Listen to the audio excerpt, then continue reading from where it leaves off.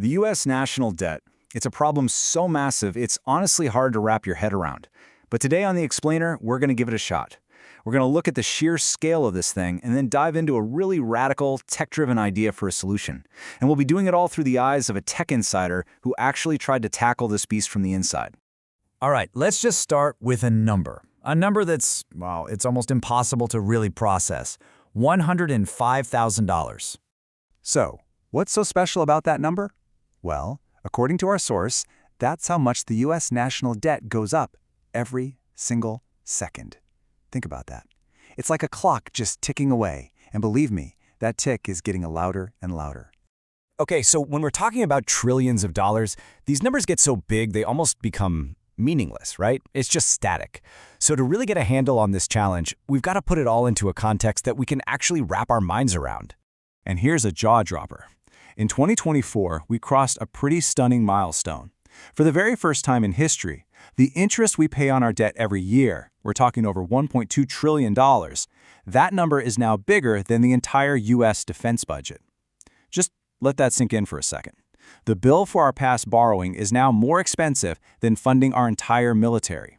You know, our source put this in a way that's really easy to get. Think of the government like it has a national credit card. Every year, it brings in about $4 trillion in income. The problem? It spends $6 trillion. So that leaves a $2 trillion shortfall that has to be borrowed every single year. We're just digging that hole deeper and deeper. And that really gets to the heart of the problem. The scary part, according to this interview, isn't just how big the debt is right now. It's that it's growing exponentially. It's compounding on itself, getting bigger, faster, and there's just no clear plan on the table to hit the brakes. Okay, so we've established the debt is massive, and it's growing at this crazy exponential rate. So, the big question is, where's all this money even going? Well, government spending is basically split into two giant buckets. First, you've got what's called mandatory spending. Think Social Security, Medicare. These are programs that are basically on autopilot, required by law. Then you have the other bucket, discretionary spending. This is the stuff Congress argues about and decides on every year. Things like the defense budget, government contracts, all those grants. But here's where it gets really interesting. Buried inside all that spending is a massive problem our source points to, just plain old waste and fraud. And you know what he says is the scariest part? It's not that there are these brilliant criminal masterminds out there. It's that so much of the fraud is just obvious. It's hiding in plain sight. And if it's that easy to find, what does that tell you? It means nobody's even looking. And to make his point, the source brings up some pretty wild, specific examples. I mean, take a look at some of these things that got flagged as wasteful. We're talking millions for gender consultants in Central America or a Sesame Street-style show in Iraq. Now look, the point here isn't to get bogged down in any one of these items, but to see the pattern of spending that raises these kinds of questions. So this level of, well, apparent waste is exactly what sparked a really unconventional hunt to track it all down. It's an initiative that our source calls the Dovege Project. So what was this DOGE initiative? Well, the mission was actually pretty simple on paper. They wanted to take a tech industry mindset, data-driven, agile, find the bugs, and apply it to a massive government problem. Their whole goal was to just dig through the mountains of spending data and find out exactly where the money was being wasted or flat out lost to fraud. And what they found? It wasn't some grand conspiracy. The root cause wasn't even necessarily bad actors. It was something way simpler and, honestly, almost more frustrating. A total failure of basic communication.